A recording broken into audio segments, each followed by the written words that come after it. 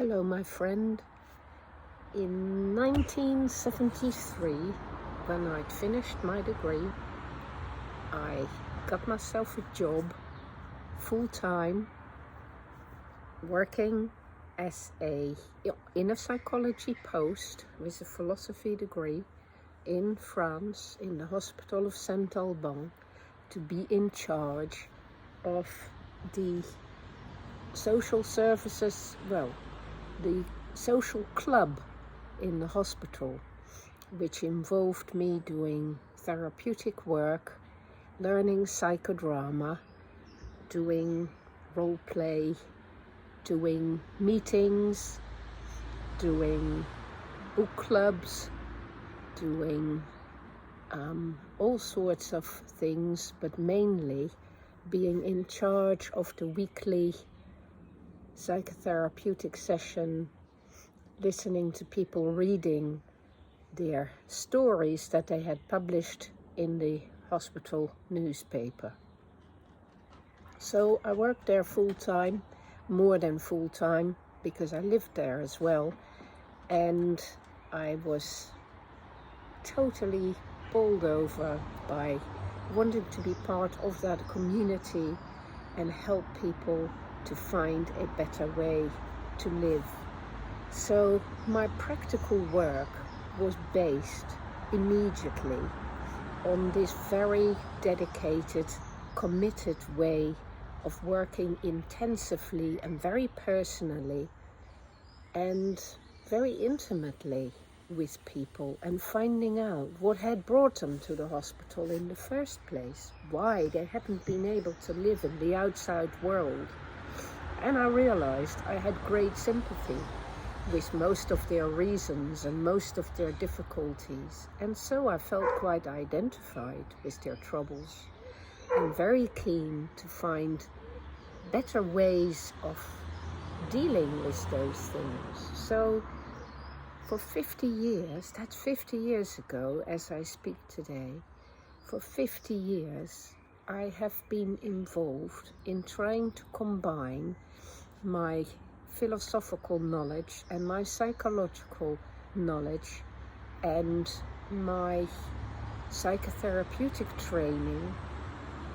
and my teaching and my running programs, all for that same cause of how to approach human existence in a more constructive way, in a more friendly way, so that people can overcome their problems in living and they don't have to become incapacitated by them. So this complete vocation, I have really dedicated my entire life to it, and all the case studies I've written about it will show you that I developed a way quite my own to do so. So I decided immediately that the psychoanalytic training that I was given originally, which was basically Lacanian in France, as well as the neo-Kleinian bit of training I got at the Arbus, where I came to work in 1977 in the UK, as well as the bit of Gestalt training I did in Esselen in 1978, that all of those methods were useful and there was much to learn from them, but none of them tackled the issues head-on in the way that I wanted to do and in the way I knew I could do from my work in St. Alban in the early 70s. So that is what I then dedicated my writing to and my research to, which was to formulate a philosophical, existential way of doing this.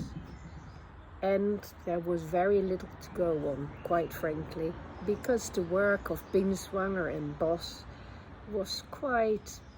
analytical and was quite abstract and not very much about immersion with other people. I found Carl Jasper's work quite encouraging because he was,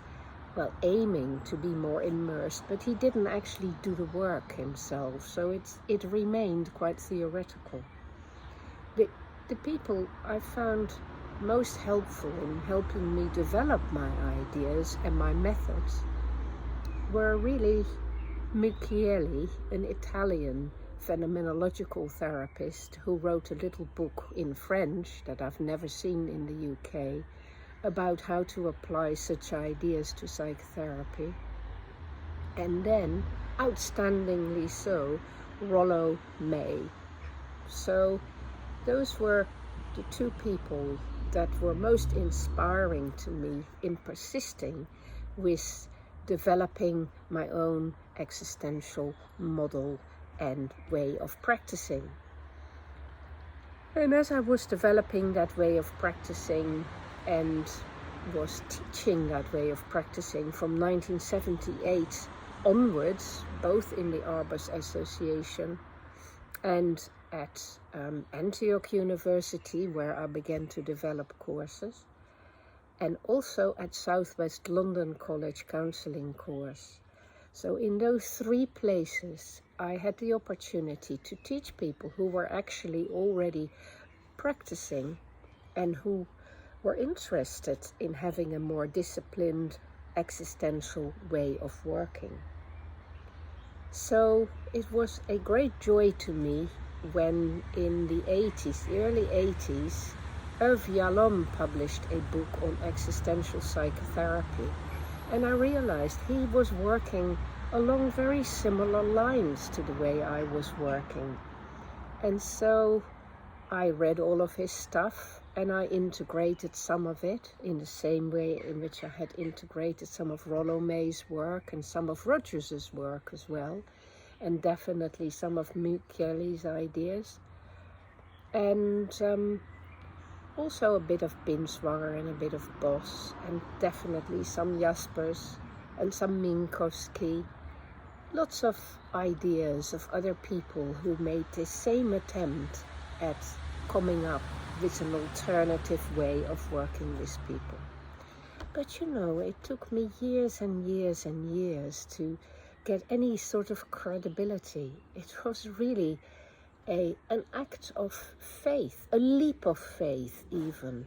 to keep calling myself an existential psychotherapist. I lost many a job that I applied for when I told people that I was going to work in an existential way. They just didn't want to have anything to do with it, and they didn't take it seriously. In fact, people used to say things to me like, existential psychotherapy, is there such a thing? Why would you want to use such an old-fashioned philosophy to do something that we can do much more efficiently with cognitive behavioral methods? Well, most of you who'll be watching this will know that there really is a huge need for actually working with people in a down-to-earth way, in an intimate way, in a companionable way, from this existential, phenomenological, and very practical direction. And that's what I've done, and I've written many books about it over those 50 years, and I still carry on doing that. Goodness knows for how much longer. But, you know, it doesn't feel like a chore, it doesn't feel like work. It is enormously fascinating to me to work with people and learn more and more about the different ways of being human. And it is a wonderful challenge for me to apply that knowledge and adapt it in my own way of working so that I can be more helpful and more useful to other people. That is what has made me feel like I am a good person, because I've used my intelligence to understand life better and to find a better way to help people who find themselves in a difficult position and who are deeply unhappy and who seek a way to clarify their situation, understand what's gone wrong, and much more importantly, understand how they can reorientate themselves in the world and find a mission a vocation, a purpose in life, so that their life can be used in a more meaningful way, and they can also, like I think I have done, contribute something to the world, because there is nothing quite as important as having a cause, as making something of your life and knowing that you have made the world, even in a small way, a slightly better place. So when I reflect on my 50 years working in mental health, I think what I've really done is dedicated the 50 years of my adult life to understanding life better and doing that with other people rather than just in my own head,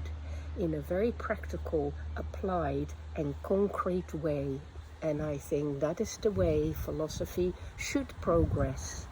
by testing things out in the real world and by tackling real life, real earth, real experience problems. So read some of my books if you're interested, and figure out how to train yourself if you're interested in doing that. Look up the New School of Psychotherapy and Counselling, which I founded in London, and the Existential Academy, which Digby and I founded as well, and where we still work, and where we have created the Existential movement, which is our new adventure, which is a foundation which is not for profit, in order to try to apply these ideas in a wider framework to a wider public, and to make them applicable to young people, to couples, to people who are struggling in their work, to politicians, to people in the media, to artists, to anyone who wants to have a clearer method to live their life and a much more effective way of fully understanding human existence. That's my little story about my 50 years of professional work. Thank you for listening. Bye, my friend.